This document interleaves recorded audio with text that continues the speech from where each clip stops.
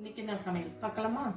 Actually கொஞ்சம் back to நார்மல்னு சொல்லலாம். சமையலில் நார்மலுக்கு ஏற்கனவே வந்தாச்சு தான். இது சமையலில் கொஞ்சம் பேக் டு நார்மல்னு வச்சுக்கோங்களேன். பொரியல் பண்ணியிருக்கேன், குழம்பு மட்டும் வைக்கலாம். அதுக்கு பதிலாக பீக்கங்காய் தோல் துவையல் எடுத்து வச்சுருந்தேன். அது இன்னைக்கு துவையல் அரைச்சிடலான்னு சொல்லிட்டு துவையல் அரைச்சாச்சு. சாப்பிட்டுக்கலாம். அதுக்கப்புறம் சுரக்காய் பொரியல்.